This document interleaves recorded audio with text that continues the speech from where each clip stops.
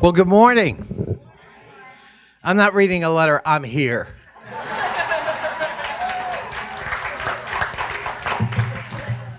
But we are grateful our senators participate and support. They have the whole state they got to worry about in terms of a schedule, and that makes it hard. And I do want to begin by, so I don't forget, I did honor the 60th anniversary in the congressional record.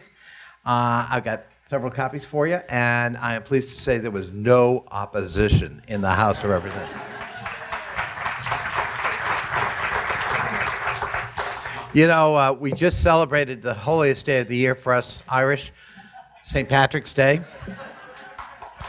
And the story is told that St. Patrick recently was going all around heaven looking for God Almighty. He went to every Irish pub in heaven. He went to Sullivan's, he went to Murphy's. He could not find God anywhere for 2 long years during the pandemic.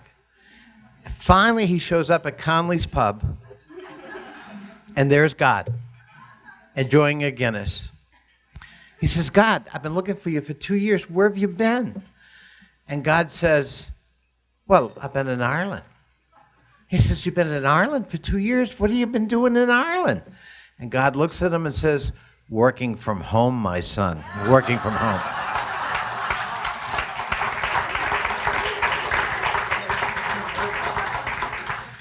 You know, I have been a long supporter of this program because in the United States, and certainly in our community, language is multiplicitous.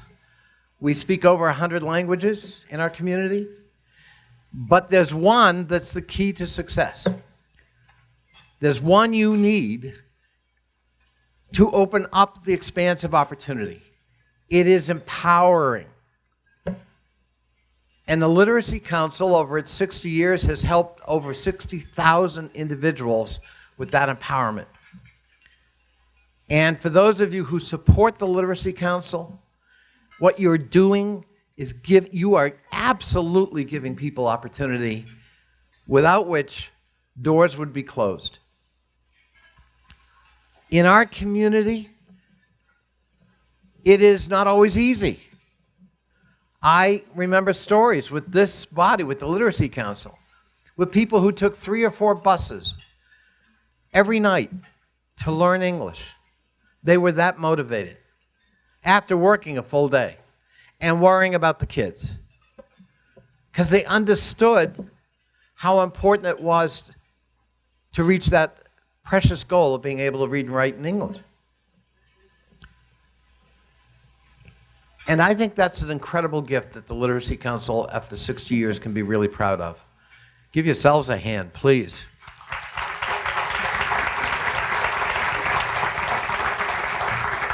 We live in a very successful place in Fairfax County. And the change we've absorbed has put a lot of pressure on the Literacy Council, and thank God you're here. When I first moved to Fairfax County, it was 80-something% white. There were 3% foreign-born, 3%, on a population base lower than today. Today we're 48% white, and we are 30% foreign-born. That's a huge demographic absorption. People from all kinds of places coming to this melting pot. And in that time period, we've grown more successful, not less. Our crime rate is down to the lowest of any large jurisdiction in America.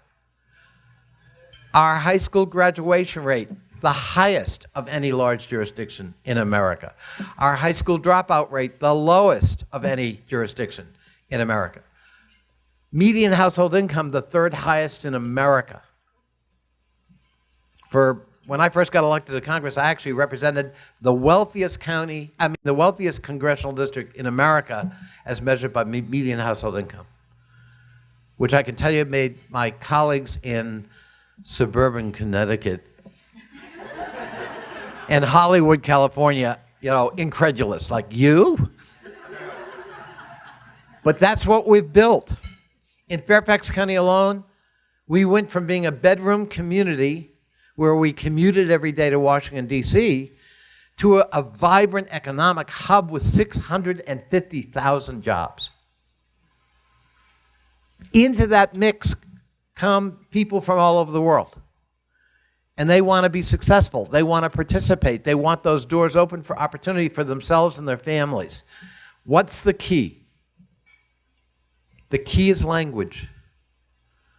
The key is the ability to be able to participate and function in that world. Otherwise, you're limited. You're limited in terms of those opportunities. And what we've done in Fairfax is extraordinary. It's how America ought to work. We've welcomed new arrivals. We've lent a helping hand. You want to come here and exploit opportunity, we're glad to have you. And that is sort of how it should work. I tell the story to naturalization ceremonies. I go to a lot of naturalization ceremonies when I can. I tell the story about how it works. Young woman, 18, 1920, gets in a boat from Northern Ireland, comes to America. She has no education, 6th grade. She has no real skill except she can sew. She stays with relatives. She goes to wealthy people's houses and does their laundry and cleaning. She saves up every penny she can and brings over her 2 brothers and her invalid mother. Today, her grandson stands before you as a United States Congressman.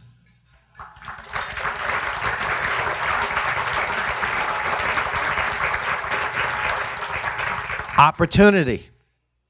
But she had an advantage. She spoke English. She came from an English-speaking culture. And that allowed her to move, into society and ultimately to help her family succeed in this culture. So the whole issue of empowerment, to me, is one of the most important gifts we can provide as the Literacy Council. We can facilitate. And it is a gift that keeps on giving. And I hope I'm here 60 years from now to celebrate our 120th. God bless you all.